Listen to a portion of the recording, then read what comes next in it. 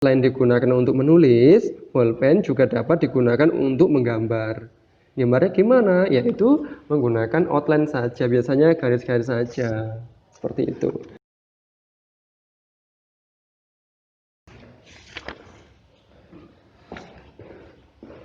Assalamualaikum warahmatullahi wabarakatuh. Selamat pagi anak-anakku semuanya. Salam sejahtera untuk kita semua. Nah, pertemuan kali ini kita nge-review lagi buku yang ini. Yang ini buku kelas 7. Jadi buka halaman 10, yaitu tentang alat dan media gambar. Alat dan media gambar itu sangat mudah sekali, ya. Alat dan media gambar itu kurang lebih adalah peralatan untuk kita berkarya. Nah, alat-alat ini sengaja kita sediakan supaya kita bisa melakukan aktivitas berkarya atau berekspresi, ya. Nah, alat dan bahan media gambar itu sebagai sarana belajar menggambar, gitu ya. Kita baca buku aja biar enak, ya. Sebagai alat dan media gambar sebagai sarana belajar menggambar. Alat dan media memiliki banyak variasi dan macamnya. Kamu bisa menggunakan pensil dengan bahan grafit, pensil warna, pulpen, dan krayon. Setiap alat dan media tersebut memiliki karakter yang berbeda. Beberapa macam alat dan media gambar sebagai berikut. Nah, di sini dijelaskan kalau alat dan media gambar itu punya karakter masing-masing. Nah, karakternya itu apa? Nah, nanti saya bahas satu persatu. Didengerin ya. Kalau kalian tidak dengerin nanti susah pahamnya. Oke, yang pertama ada pensil. Sudah tahu pensil semua ya? Nah, pensil dibedakan menjadi dua jenis. Sebenarnya jenis pensil itu banyak sekali. Ada H, B, HB, H1, H2, H3 atau banyak sekali. Sampai ini B1, B2, B3, B4, B5 sampai tingkat ketebalannya itu sangat tinggi. Udah kita bahas kembali lagi di buku. Ya, pensil H memiliki sifat keras dan cocok digunakan untuk membuat garis yang apa ini? Yang tipis.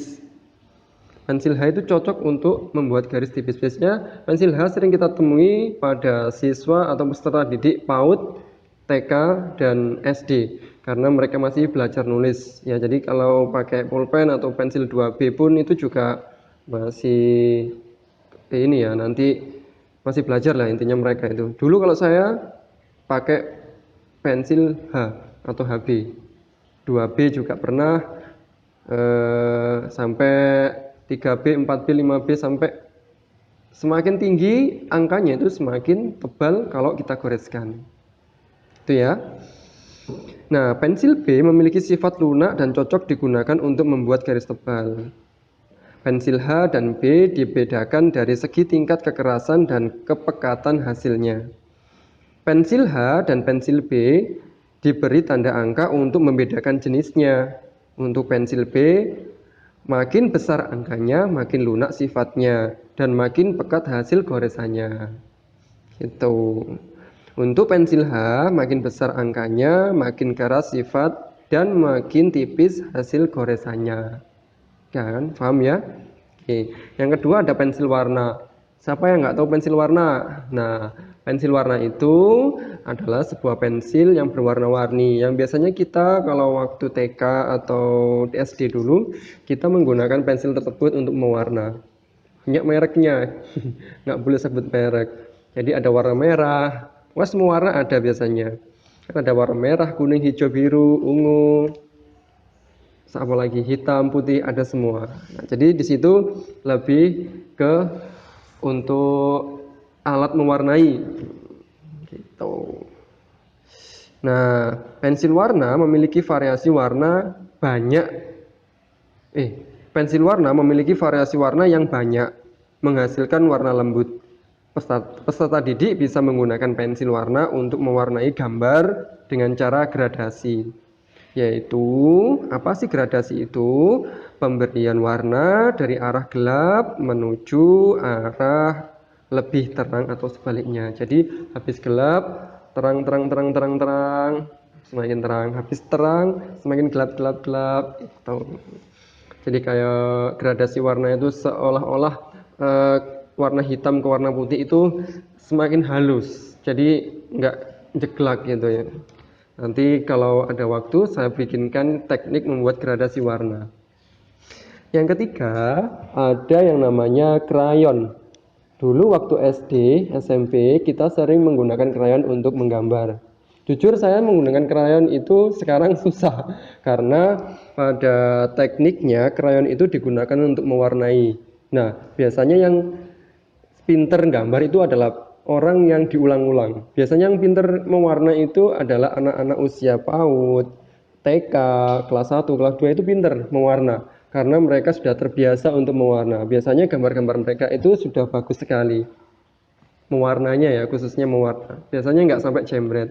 Kalau saya mungkin biasanya ini ada kurangnya, ada jembret, ada apa ya? Jembret itu keluar dari jalur itu ya. Itulah. Kita sama-sama belajar. Tuh. Setelah krayon ada pulpen. Krayon tadi udah saya jelaskan belum? Belum ya? Nah, bentuk krayon ada dua jenis, yaitu pensil dan batangan. Ada yang jenisnya pensil, ada yang jenisnya batangan. Nah, di situ titik dari kita mengenal alat ini. Jadi, yang bentuk batangan untuk apa, yang untuk pensil itu untuk apa. Oh, yang untuk batangan itu untuk gambar seperti apa, yang bentuknya pensil itu seperti apa.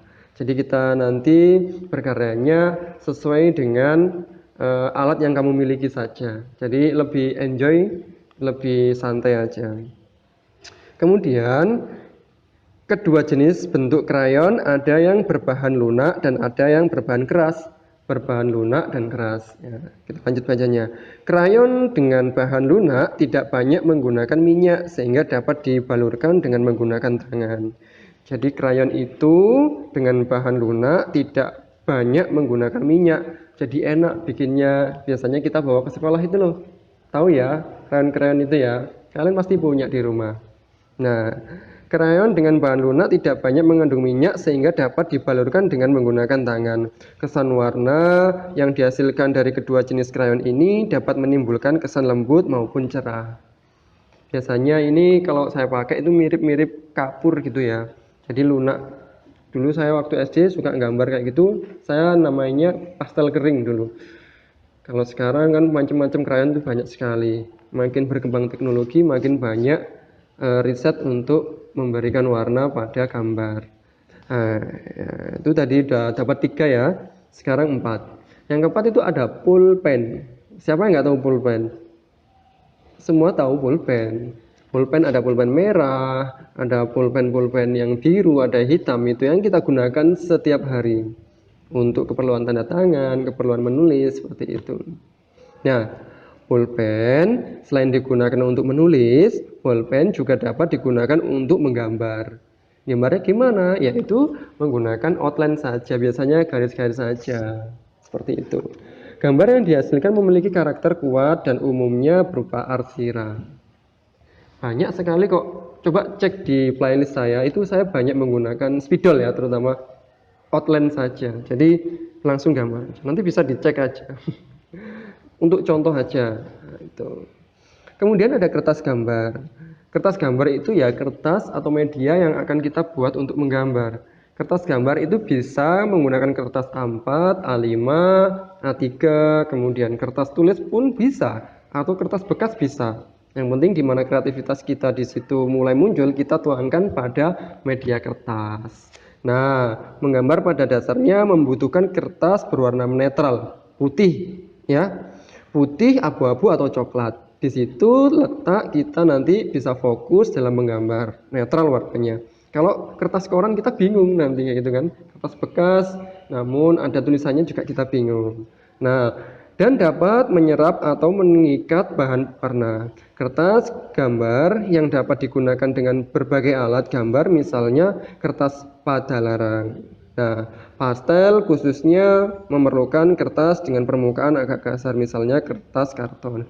Jadi buat kalian yang pengen gambar pakai pengen gambar pakai pastel, kalian itu siapkan kertas yang agak keras, misalkan ada kertas yang bertekstur itu, kemudian ada kertas-kertas sejenis A3, di situ kan ada macamnya, ada kertas buffalo itu juga bisa untuk gambar, kemudian kertas-kertas, semua kertas bisa, tergantung keinginan kita nanti untuk berkarya seperti apa. Itu. Ini kita bahas pada halaman 10 dan halaman 11. Jadi pada materi kali ini kita cukup dalam menggambar dalam bahasan alat dan media gambar. Nah, setelah itu kita usahakan untuk belajar menggambar. Gitu ya. Oke. Untuk video kali ini, kalau kalian tidak mengerti atau kalian kurang jelas, silahkan kalian chat atau komen di kolom komentar di bawah ini supaya kalian bisa menjadi menjadi aktif dalam belajar. Kenapa saya menggunakan video ini? Karena ya situasi pandemi ini juga belum berakhir. Semoga kita berdoa bersama situasi pandemi ini segera pulih, segera berakhir, kita semua pulih, kita bisa bertemu lagi, kita gambar, kita berkarya rame-rame bareng. Itu ya. Semuanya sehat selalu, jangan lupa jaga jarak, cuci tangan, makan bergizi. Terima kasih. Assalamualaikum warahmatullahi wabarakatuh.